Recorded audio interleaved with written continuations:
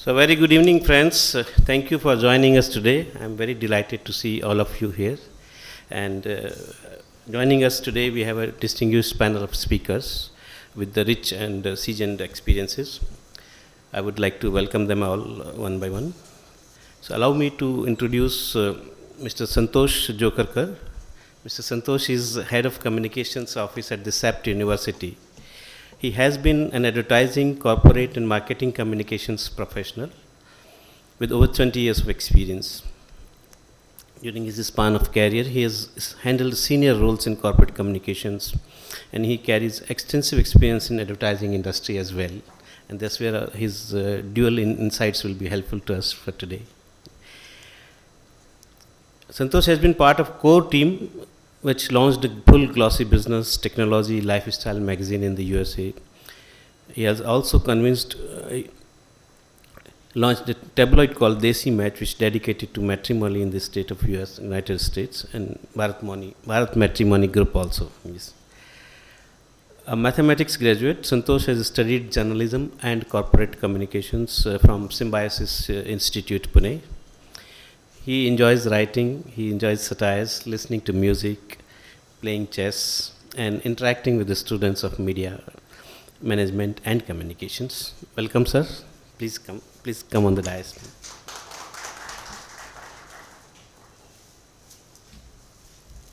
On behalf of AIM, allow me to invite.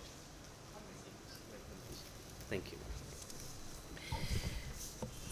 Today's next distinguished speaker is Dr. Indranil Banerjee. Indranil has over 2 years, decades of diversified experience in the field of operations, business development, general management, spanning in various organizations who are industry leaders today in their own fields, be it retail, be it healthcare, be it education, and media, of course, where we happen to work together, fortunately. So in his current role as the Head of Corporate Relations, Institute of Management at Nirma University, Dr. Banerjee oversees the stakeholders' engagement with corporates, alumni, students, media, as well as the accreditations and the ranking agencies also. He is a member of Nirma University's several task force group and has wide exposure to communication aspects of everything and what works and what doesn't work in the Institute of Eminence like Nirma University and Institute Management. He has also played a key role in managing both internal and external communications in coordination with the university's central team and management team, especially for media management. In his earlier stints, he has been associated with the Apollo Hospitals, the Future Group, the Big Bazaar and all we know, Pantaloons and of course the Times of India, where he's worked. He's also worked in the West African markets in the healthcare sector, which was a good exposure for the global healthcare marketing. Academically, Dr. Indranil holds a PhD in management and a PGDM from Nirma Institute of Management. He completed his bachelor's degree with honors in chemistry from Calcutta University. Please come on the dais, sir. On behalf of AMA, allow me to welcome you. Our third distinguished speaker today is Dr. Dilip Gosai. Dr. Dilip Gosai is associated with the Charotar University of Science and Technology, popularly known as CharuSet, as a corporate communication officer. He's been at the institute since 2006, that's great. He was producer and director of Sanskriti Vikas Sanchar Kendra, SVSK, in Guwahati. Okay. And he has directed and produced the very well-known documentaries, which includes the tribal culture documentation, the Tawang, the Tune into Nature, the Vikas of Sanskriti, Sat, like that. Dilip Bhai has worked as Public Relations Officer and Secretary at the Research Council of Vivekananda Kendra Institute of Culture at Guwahati. Academically, Dr. Gosai has completed his PhD in Development Communications from Charuset University. He submitted a thesis on a study of students' preferences and consumption patterns towards media in select private universities of Gujarat. and his research will be helpful for us today to get some insights as well. So he did his MDC from the Center of Development Communication of Gujarat Communication. Welcome, sir. Welcome, Dr. Dilip.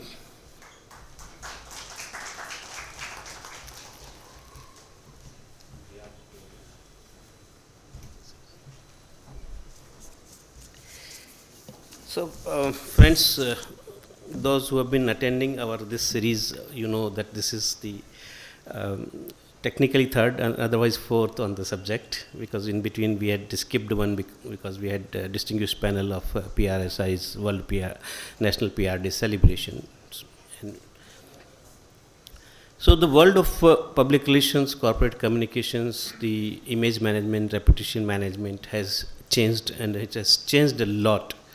Of course, post-pandemic drastically, but it started way before, I would say, and in the if I trace it back, it started changing dramatically with the onset of the digital taking over the traditional in the larger part, and more so from 2015, I would say, actually. So let us hear their experiences, what was working earlier, how the traditional media world was there, how the traditional corporate communication services or the functionalities or the scope of people was there, and what they are doing now, which is more customized, which is more intensive, aggressive for getting the desired results in terms of reputation, in terms of the direct to customer reach. And direct to customer, when I say, it applies to all, because even the universities are wanting to reach to the potential customers, which are students for enrollment directly. So one by one we will hear their views, and then we'll have a discussion on the subjects. So maybe begin with Santoshji.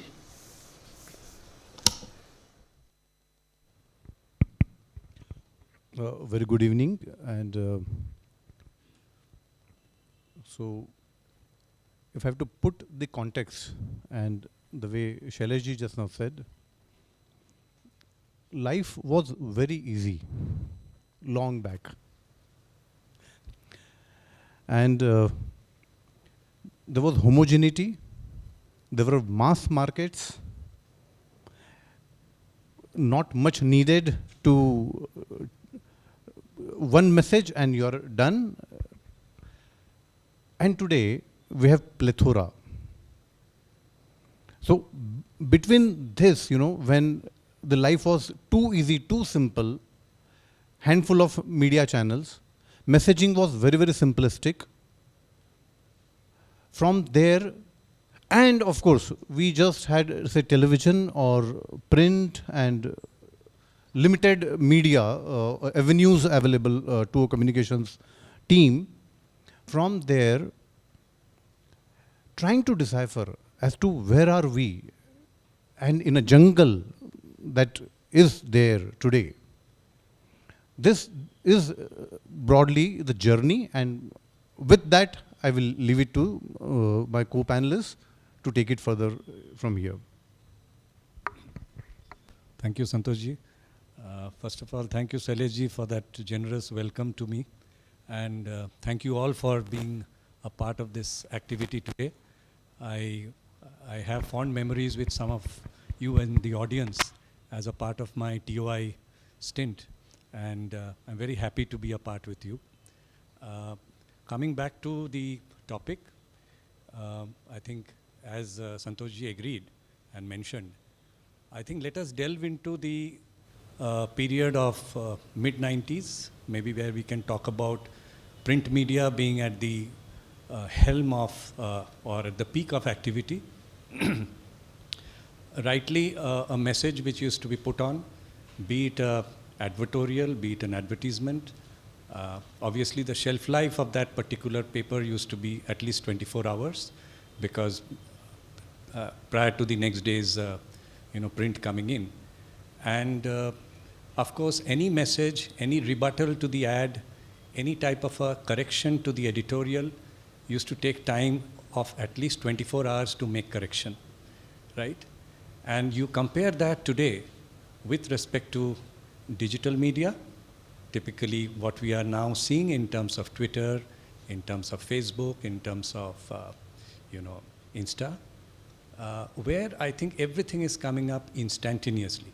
So recording is happening, response of audience is coming, everything is almost at a real time. So that is the first biggest change which is happened with respect to traditional media as well as digital or electronic. Response time for advertisers, response time for organizations has come down drastically in terms of managing of that media. And the second most important thing which we are seeing now is most of the messages which are coming up in digital media is slowly and steadily becoming inclusive with respect to diversity. So, your entire groups of audience is included in that. It has to have diversity. It cannot be skewed towards one specific gender. So the message has to be universal and it has to be inclusive so that all target groups are included. So I think at this point of time, I see these two as one of the major two shifts which we have seen in traditional vis-a-vis digital media. Thank you. So, Dilip sir, you have seen that the plethora of information, plethora of media has come now, vis-a-vis what it used to be focused, single, either print or television, we were focused. And as Indranil said, the inclusivity has come, the response time has almost reduced to instant levels because of the digitalization, because of the digital media's encouragement. What else you are seeing in terms of changes in the public relations and the corporate communication trend, and especially in the education sector where you have been associated more lately, and of course before that in your terms? I think the core of public relations is the human touch or one-on-one contact. So that was there earlier also, now also. Means medias are changed, definitely technology has changed, so it has become faster, real time. But मतलब जो व्यक्ति का व्यक्ति के साथ संबंध है उसके आधार पर ही सब कुछ चलता है, मतलब वो यथावत है, पहले भी था आज भी है, और वो जितना वार्म और ये रहता है तो हम ऑर्गेनाइजेशन बदलते रहेंगे, वो भी अपना मीडिया हाउस बदलते रहेंगे, लेकिन एक वो अपना रैपो कायम रहेगा और पब्लिक रिलेशंस की धारा बहती रहेगी। तो वो मजबूत होना बहुत आवश्यक है, वो जितना मजबूत होगा बातें आगे बढ़ती रहती हैं। जहाँ तक टेक्नोलॉजिकल चेंज है तो उसके अंदर उसमें तो क्या है कि हर एक आदमी धीरे धीरे यूज टू हो जाता है, जो भी टेक्नोलॉजी। कोविड के समय पे ज़्यादा हम लोग डिजिटल मीडिया की ओर आगे बढ़े, और अभी तो ऐसे लगने लगा है कि जैसे आजकल एजुकेशन एक्सपो या कोई ऐसे जो होने लगता है तो हम करते हैं कि 2 साल यदि इसके बिना चला है तो इस साल भी चल जाएगा इतना ज़्यादा डिजिटल पे एक विश्वास आने लगा है तो ये मेजर चेंज है, मतलब शिफ्ट ऑफ फोकस है। शैलेश जी, एक I will just make one quick point. तो दिलीप जी ने कहा, इंद्रनील जी ने भी कहा, एक जो major change that I have seen between what it used to be and what it is now. So long back, the communications office or the team were the, say, gatekeepers, if not the flood gatekeepers. And today, we get calls from journalists saying that one of your students has done something like this. And now, and then we are, scouting for more information because they already have the information with them. And now we are working towards what exactly it is. And such instances are more. So from what we used to be a gatekeepers long back to, we are facilitators of some kind of information exchange. That is also one of the major shifts that I see over the years. So please continue. I'll say that the messaging part has changed because of the change of the in the canvas of the media now. So, how are you dealing with it, and what are the changes you are seeing? How the messaging has shifted? Like one example, I will say that it has become more crisp. It has become more short because people don't have time to go through the longer versions or the what we call as historical press releases nowadays. And likewise, digital has changed the way the content is produced and consumed also. So, your experience is towards making up these more crisper, more shorter, and likewise, what else is changing? Yes. So, the one size fits all, that kind of treatment to messaging has actually gone change, fundamental change.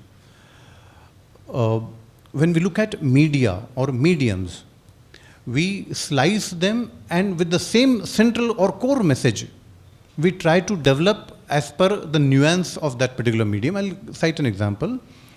Insta, absolutely youthful. So the same message will have a slightly different treatment when it comes to Insta. FB, very like what TOI used to be, across the board. Similarly, YouTube. The most important, the fundamental change that we have seen is the attention span has gone down over the years. So, if we look at the 80s or 90s, if an individual was spending, say, 45 minutes or maybe 2 hours every morning on a newspaper, I think even that has gone to less than half an hour, or that kind of a time spent on a newspaper. So, these changes or these shifts have also ensured that we change our messaging, one as per the media or the medium of communication, and even our press releases have also gone, crisper, shorter, and more visual. Adding another aspect here, so every media person will say that give us, from the same event, give us some different set of pictures.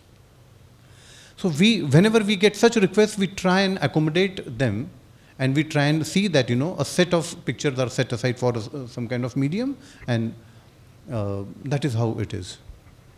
So, Dr. Banerjee, I'll ask the same question, how the messaging has changed. And also because you have seen the retail sector, you have seen the healthcare sector, and the later years you have been with the education sector more. So, in education sector also we see a sea change. We popularly say that the thin line between the public relations and marketing has almost vanished. So you have become a part of marketing and public relations, vice versa.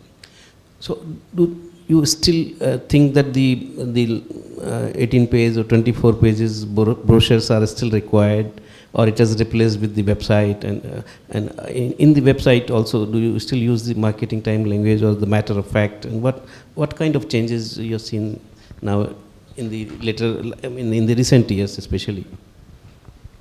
So again, trying to continue from where Santoshji just mentioned, I think let us try to think how content has changed over the years, okay?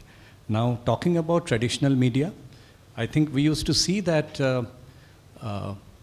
quality of editorial used to bring quality of readers. Now, let us be very frank on that, because we used to have specific reader group demographics and psychographics based on their readership pattern and based on their editorial. So typically a Hindu newspaper used to be a very serious type of reading, okay, vis-a-vis possibly a TOI which used to be a combination of city news come, a normal regular news vis-a-vis an economic times, etc. Now that type of content today has changed drastically into very crisp type of news, which Saileshji you were mentioning. So news has to be very crisp. News has to be supported with a lot of raw data. So until and unless you are giving data, as an organization, you have to open yourself up with respect to transparency. It has to be with respect to a lot of data for internal as well as external scrutiny. Because until and unless in this bloodbath of social media, if you are not coming up clean, if you do not coming up as a transparent organization, people are obviously going to raise questions, and that is possibly going to affect your long-term PR and brand equity of the organization. So keeping that in mind, I think, raw data, supported with crisp information. And yes, as rightly mentioned by Santoshji, that the attention span today of audience has reduced drastically. And that is because largely again, within this space, I see a lot of youngsters who are there. And if we take a poll today with respect to the front sitters who are there typically, I would see that there would be a shift of usage pattern and reference. So the usage pattern obviously will be more with respect to Insta, with respect to Twitter in the youngster group compared to a Facebook with us, possibly the generation earlier to that. So this shows that today, based on the attention span of the audience, organizations are also changing the content. One of the biggest change which we see in the content part is supporting of the claim with a crisp video. Okay, so video is becoming an important aspect of supplementing all your claims with respect to an audiovisual. And that too, audiovisual would be having a very stipulated time span of attention. It could be somewhere within 1 minute or within 3 minutes. Anything beyond 3 minutes is not considered adequate. There has been cases where you would be seeing that you are looking at a particular YouTube and suddenly an advertiser says that, okay, you have a 20-seconder before you try to see the channel. Okay, maybe I will skip that because for me, I don't have that 20 seconds. So I will skip that particular video just for the sake of time limit not being there. Coming back to the education sector, I think we are seeing a lot of changes because education as a sector, I think the age group which is there in undergraduation or in higher education sector, they are people who are looking at information which has to be extremely reference friendly. So when we are looking at education sector, there are 3 stages in education sector, which is obviously the input. The input comes through admission, right? So anything and every data of the institute has to be there in the portal or in the website, right? So these are credible data which has to be supported. Now for a change, as you know that all government institutions which are funded by the central government or state government, they come automatically under RTI because obviously they are using public money to function and they have to be transparent in terms of their work pattern. However, many private universities do not come under RTI, but as Nirma University, we have taken that as a step for improving transparency. We have consciously come under RTI. So any data which is supported with respect to campus life, with respect to placements, with respect to student experiences, as well as admission, cutoff, all these data are totally authentic. And these are all exhibited on the website. So this is for a ready reference so that no candidate who is seeking an admission would like to cross-check again that data because these are all certified data. So what we are trying to see is, again, patterns are changing. In terms of data, again, we are not looking at a 3-page or a 4-page report of placements or anything which is to do with advertising. It is to do with infographics. Now today when we are talking about a profile of a batch that is coming with work experience, that is coming with their earlier education background, everything is now depicted in pictorials and it is in infographic pattern. So that gives an easy access to anybody who is actually going through the website or going through any other social media handles. I see those type of changes which are coming. Yes, thank you. Dr. Banerjee has touched upon a very important aspect of communication or the content creation, which is infographics. Now, infographics is the latest trend and it is the most acceptable, most effective means also. While we would like to have your views on the message and content part of the question which we are saying, that how much is your communication nowadays going towards marketing rather than reputation building? We would like to have your views on that part also.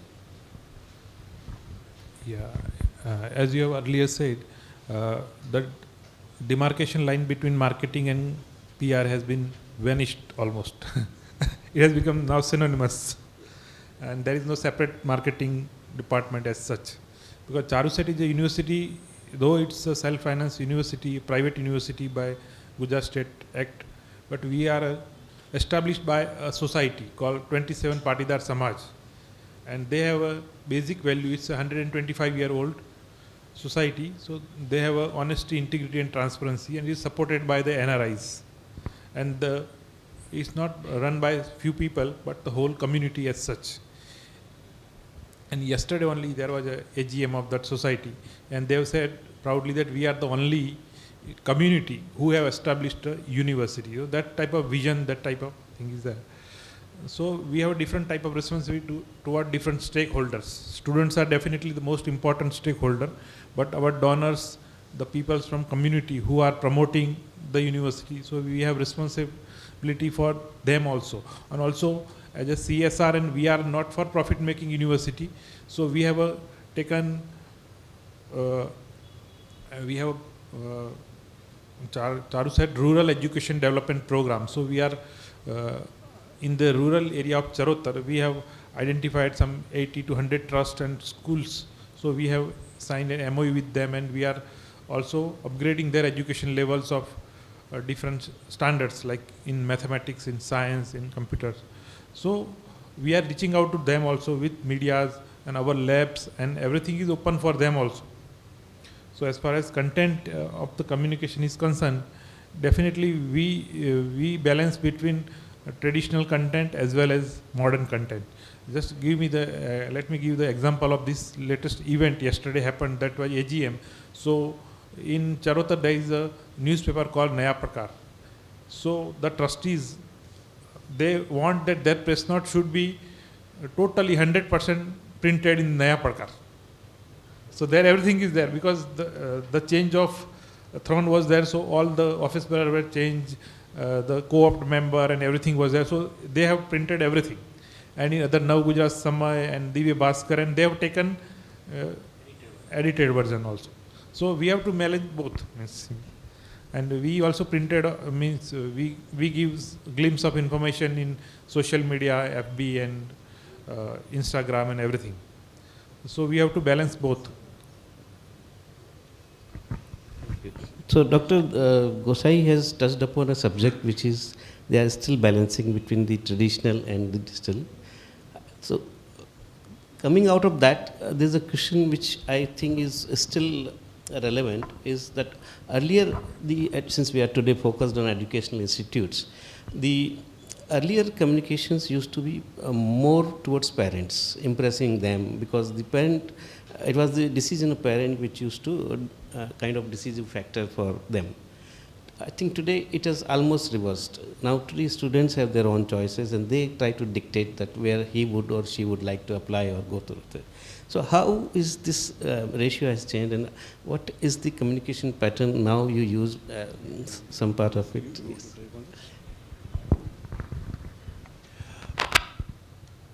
So, as I said, the audiences are not homogeneous as we would like them to be.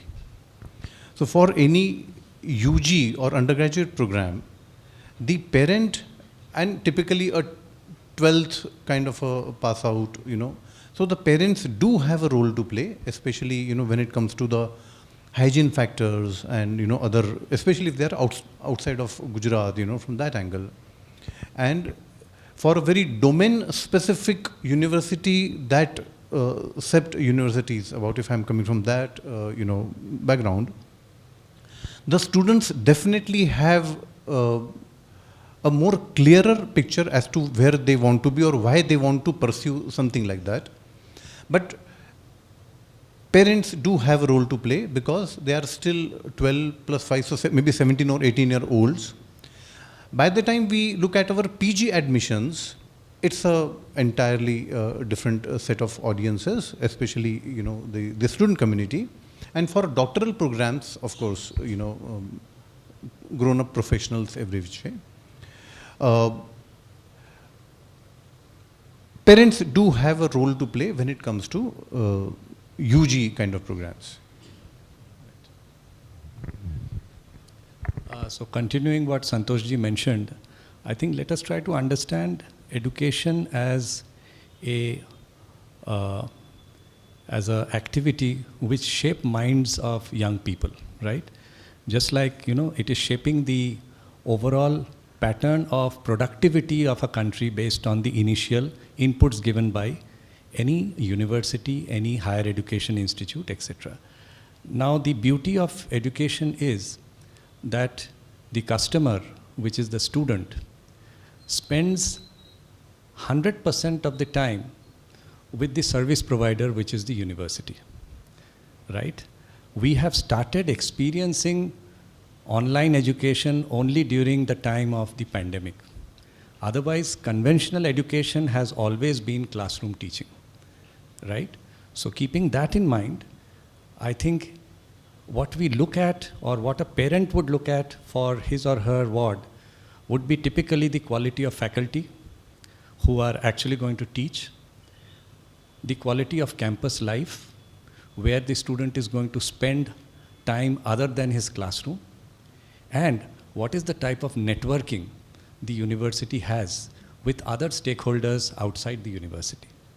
So if you look at these 3 points where the decision of admission takes place, rightly for UG program, which is typically the starting for getting into undergraduate and university education, parents would be largely the decision maker based on the interest of the student, obviously. But as soon as you are looking at the PG program and the doctoral programs, the pattern is changing rightly, that the decision maker come influencer would be to the largely the extent of the participant himself or herself. And when you get into executive education, where senior professionals from the industry are taking inputs, a midlife education input coming to them, those are decisions which are taking in pockets. But yes, use of traditional media or newsprint and equivalent, we cannot rule it out, because there are lot of communication which is in traditional media which is statutory in nature. Like any type of announcement of a program, any type of admission announcement till today has to be done up in at least one English and one vernacular. So that is a part of announcement of a particular. So obviously that traditional media is obviously involved.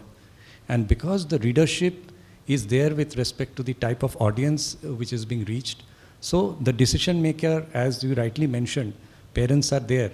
But students who are going to come into the program obviously have alternate media to check. Now let me give you an example. The quality of life in the campus. There are small videos which are prepared by the existing students who would like to share their experience in social media.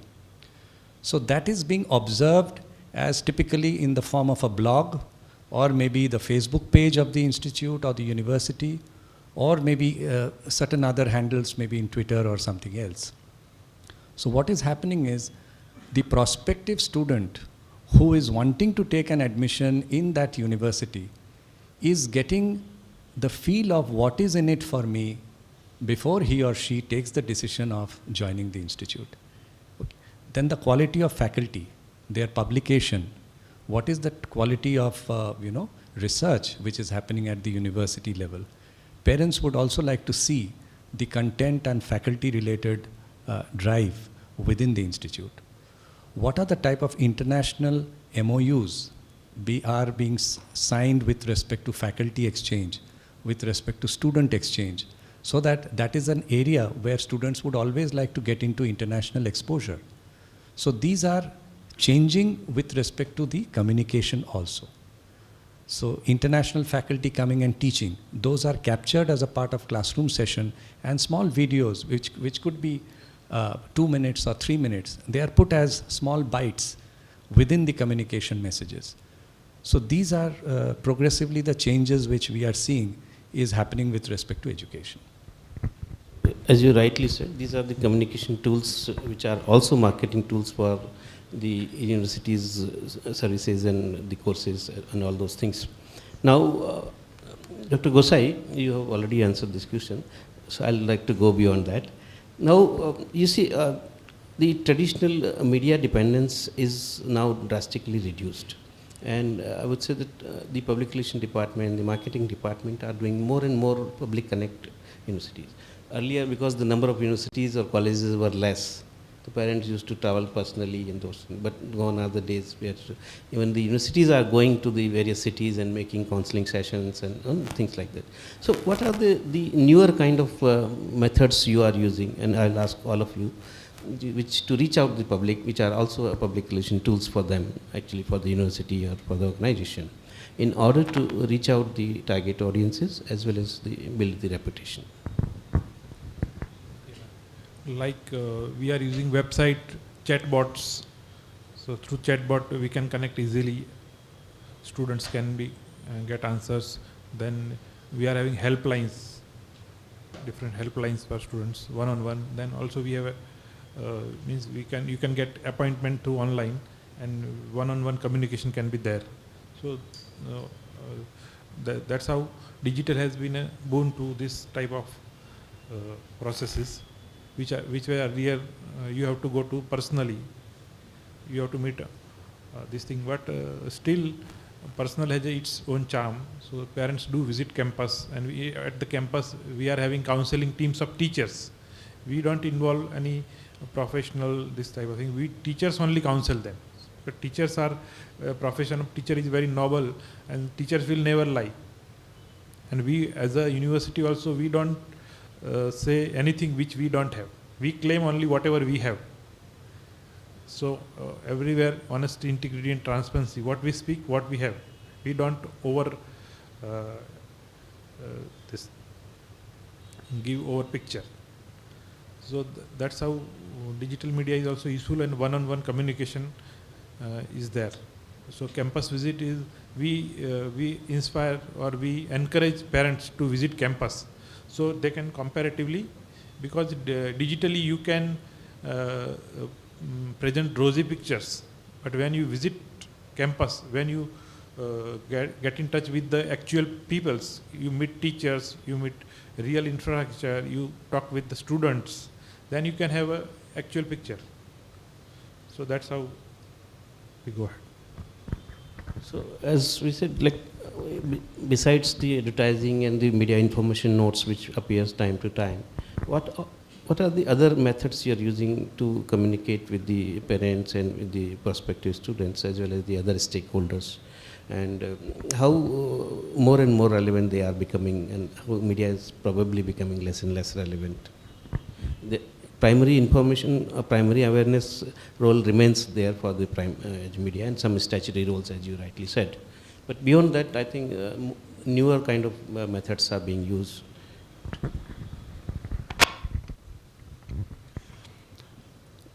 So, if you look at the laundry list of activities that are usually done, yes, most of the things, I mean, all of us are doing. Something that is slightly different, if I have to put it this way, or something new, especially given the fact that CEPT University happens to be a very domain-specific and highly specialized kind of activity, that we are in the design of built environment space, that is. So one of the initiatives has been that we, over a period of time, developed our own student ambassadors. Who better than a person who has undergone the training of 5 years or whatever the number of years are particular, and whenever there is a query on social media or wherever it is from emanating, a student ambassador who has passed out from that particular course, taking it up with the prospects. So that is one aspect. Second thing is, these days, of course, everyone is doing it, but performance digital marketing is also one of the activities that the universities and all institutions have taken up more aggressively.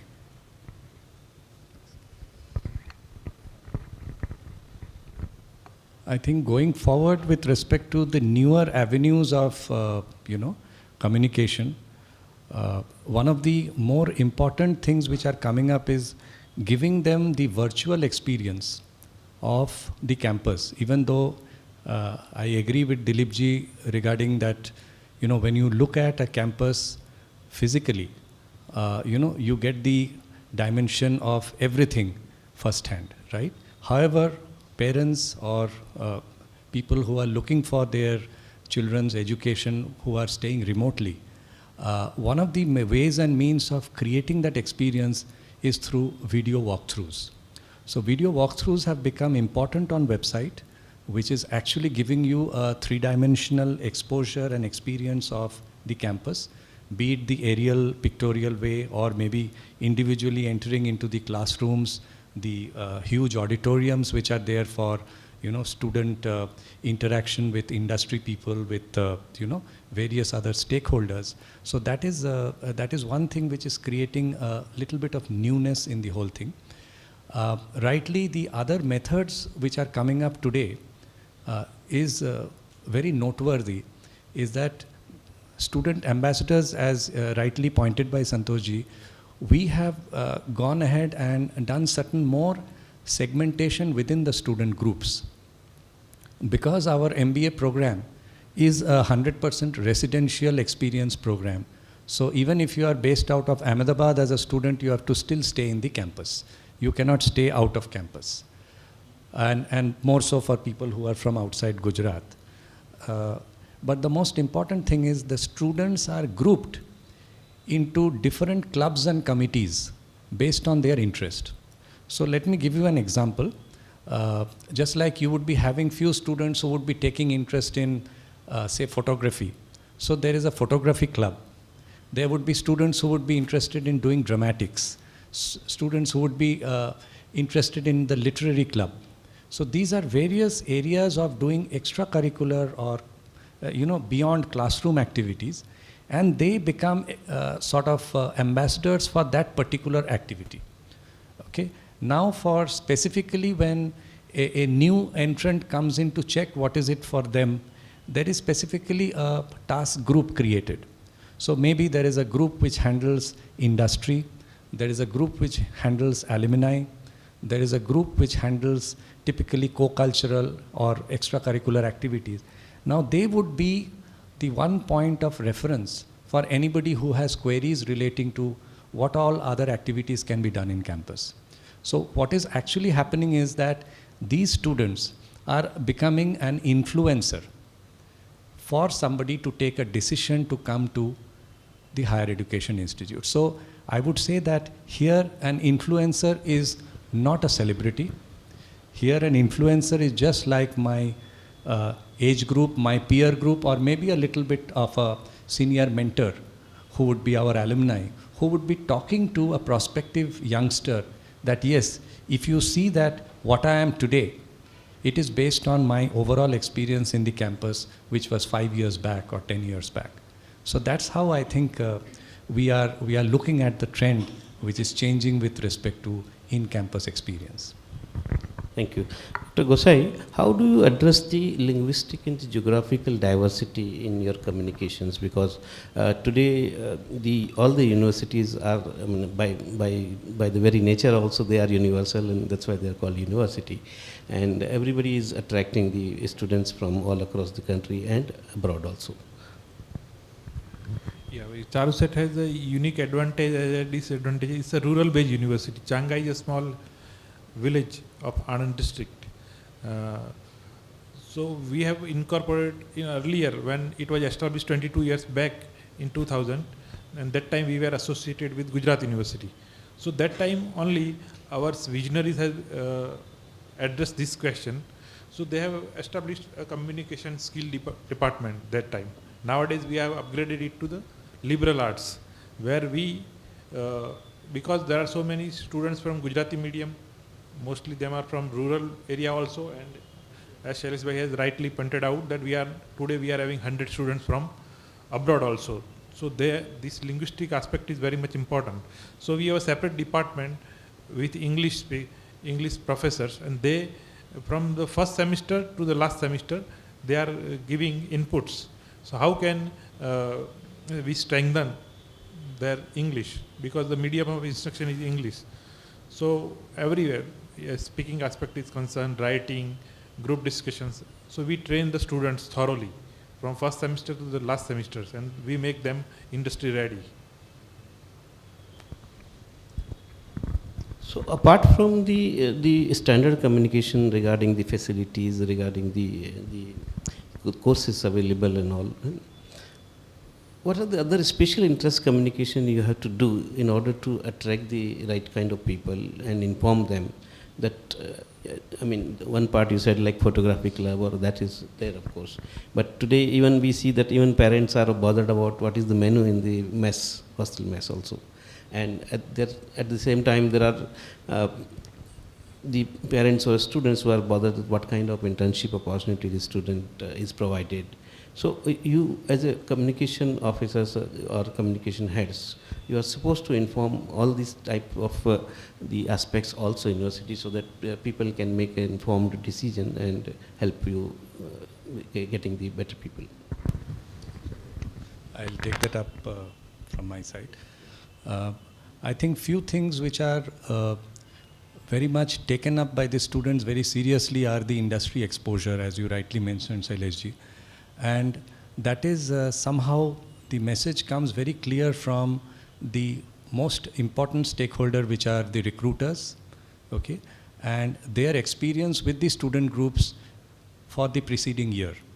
So when we are talking about recruiter testimonials, that is something which obviously is an experience which they give based on the satisfaction levels of previous year's experience with student groups, which is documented. So there is a proper feedback taken for recruiter experience and recruiter feedback, which is again shared with the batch of students who actually did their specific internship. So what is ultimately happening is that the group gets to have a feedback of their work done, how ready they are with respect to industry's expectation, and what is in it for them before they try to prepare for their final placements. So this is the crux of one of the journey of an activity with respect to student. As rightly mentioned by Dilip ji, is with respect to communication, because communication, and especially English communication, is one of the key aspects for business related communication. So when we are talking about students coming from various backgrounds, fortunately for us, in our management education, we have students coming across India because of the CAT, because they give CAT and they are selected through CAT. However, we see that students who come from engineering background, they are extremely strong analytically. However, maybe in communication, they may have little bit of challenges, not all, but I'm just giving as an example. And similarly, you can have the other set of students that who are good in communication may not be good in analytics, which is again a part of the curriculum. So what happens is a major focus is also done at the beginning of the preparation of classes, which is basically a bridge course. So typically a 2-week or a 3-week conditioning camp is done for student groups to make up. So somebody who has been not well with numbers or with mathematics, they would like to come up with a little bit of brushing of the subject before they get into the mainstream of all the subjects in management. So those are ways and means of bringing them up. However, communication largely across our programs are in English, right? So of course there are areas where students can pick up additional languages, foreign languages, typically Spanish, other languages, where there is a facility for them to get instructors or people who would be assisting them for any of the, as we talked about, foreign exchange, students getting into other countries, doing work for them. So there are people who would like to assist them. And the most important part in any type of education are counselors. Let us not forget the role of counselors who would counsel students for any type of challenges they face, be it emotional breakdown, be it a performance-related challenge which they would be facing, peer-to-peer pressure which are there. So we have basically counselors available on campus to assist the students anytime with respect to any type of emotional or stability-related challenges which they face. Thank you. So Santosh ji, we have seen that website has become one of the most important tool of communication. And so how intensively and how aggressively the content produced on the website is involving the obviously communication, heads of communication.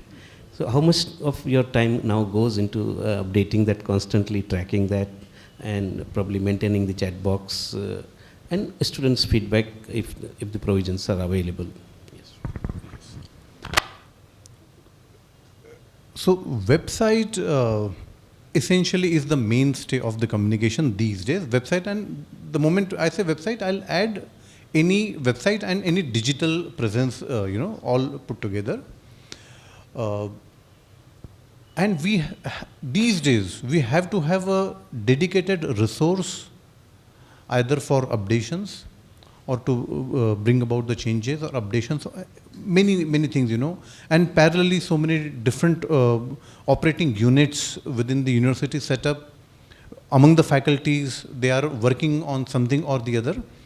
So if we put in terms of the number of hours, I think a dedicated resource or even a team outside of the communication setup, they help us, with updations and a lot of other changes.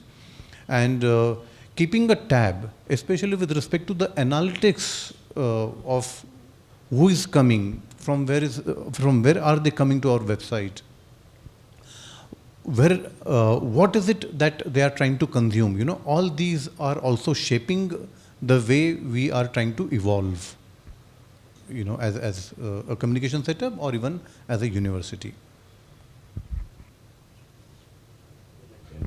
Yes, I think just to add what Santoshji mentioned, now website would be the most important as a part of the platform which connects with the stakeholders. But within website also we have seen there are few information which are extremely static in nature, and there are few which changes dynamically based on activities done by the institute or the university. So just to give you an example, typically the institute lecture series which happens, typically industry people coming and talking to the student groups. Okay, these are information which has to be captured almost at a real-time basis. The report of that has to be prepared by the desk team or by the media team, and that has to be uploaded at the earliest with respect to photographs, with respect to small videos, etc. Now the reason for mentioning this is that if as a stakeholder, if you are visiting a particular website, and again after 7 days if you visit the same website without any change, you will get an impression that there is nothing much happening in the institute or in the university. So it is important that specific activities are captured time bound and they are actually reported with respect to, because if we lose the topicality of that particular activity, we will possibly not be able to come up at a later date. So this I see as one of the major changes which has to be incorporated with respect to timeliness. Thank you. Dr. Gosai, you would like to add on the same point?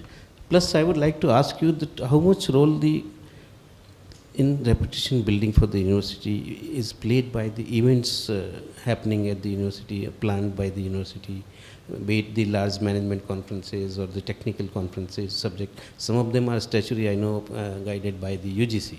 But all the universities are going much beyond that, and they are organizing events, conferences, seminars on the subjects which are beyond the syllabus, but like inclusivity, the CSR, the other aspects of it. So it helps in reaching out to stakeholders also, amongst the peers also.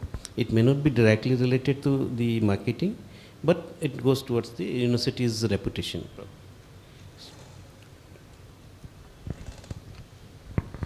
Yeah, yes, all these conferences, seminars, and it has a role because at national level they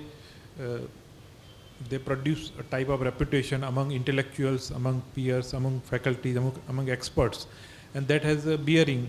Like NIRF ranking, there is there are points for this perception. So perception has also very much important role. Like let me give an example of our one institute.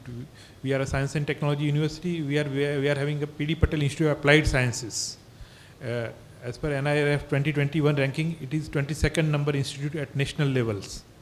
But when we analyze at national level, we had some lacking in perception.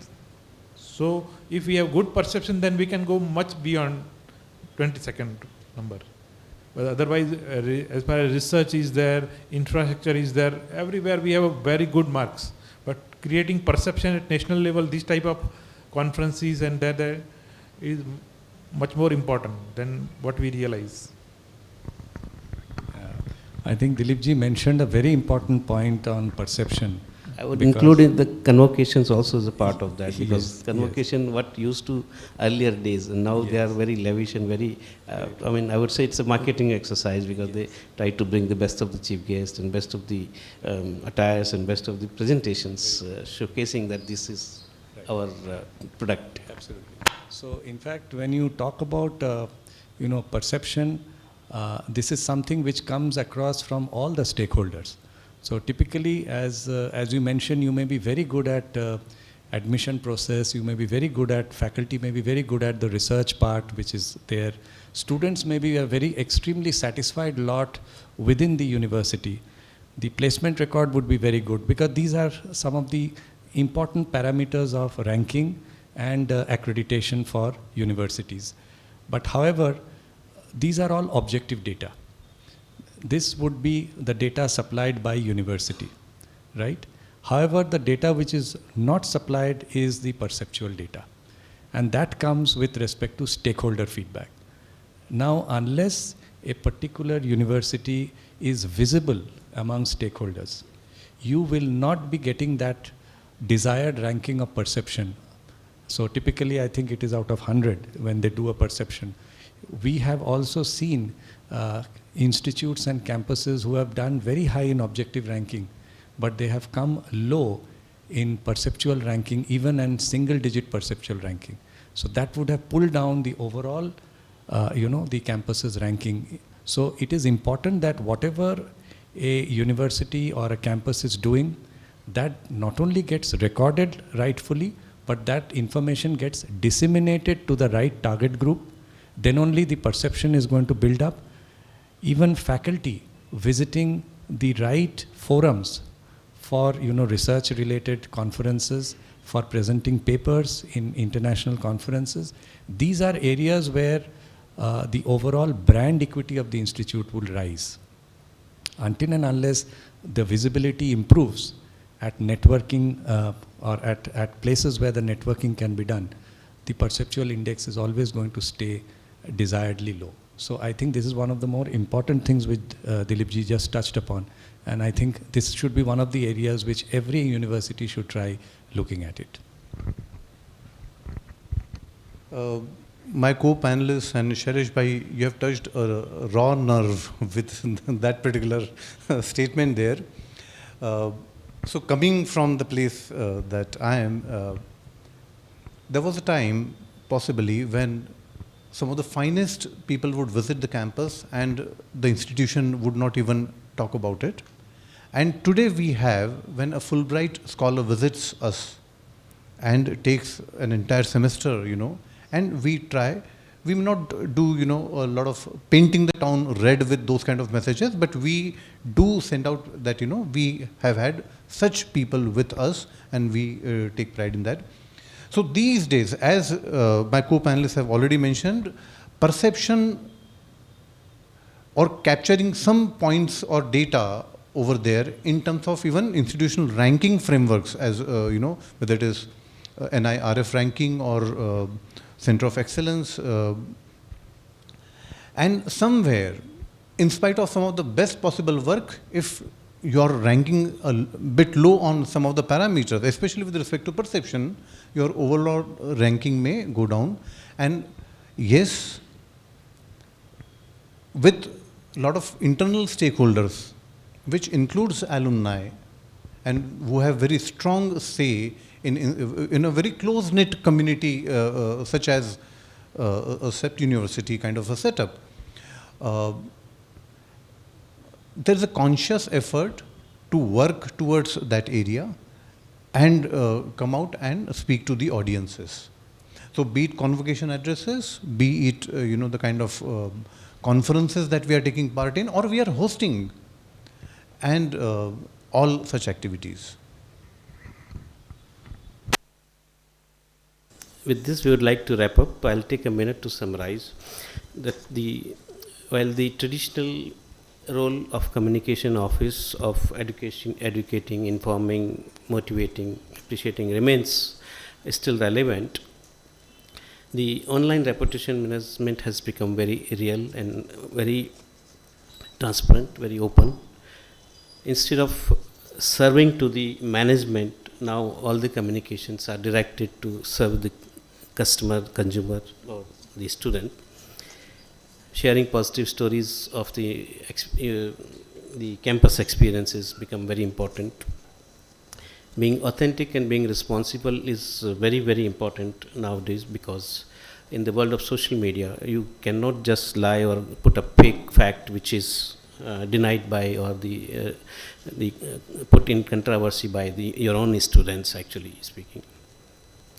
So you have to customize the communication. You have to adapt to the latest the tools which are in vogue with the millennials to the parents. Yes. Internal communications also have become important, because you are creating ambassadors from your own community, from your students' community, from your own faculty community, and the people who are visiting to the campuses. So these are the newer role which communication offices and communication officers are undergoing through, and the world is changing so fast, so dynamic it has become, that I'm sure all of you are on toes almost every day for some reason or other, besides the crisis which happens occasionally. So thank you so much, sir, for being with us. Allow me to acknowledge on behalf of AMA with a small token of love. Santosh. Thank you very much.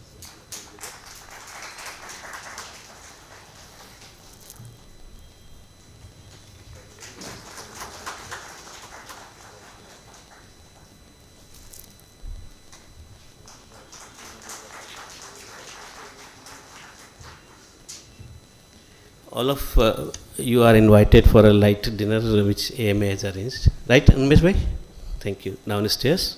And with this, we conclude today's session. Thank you very much for your active participation and being here with us today.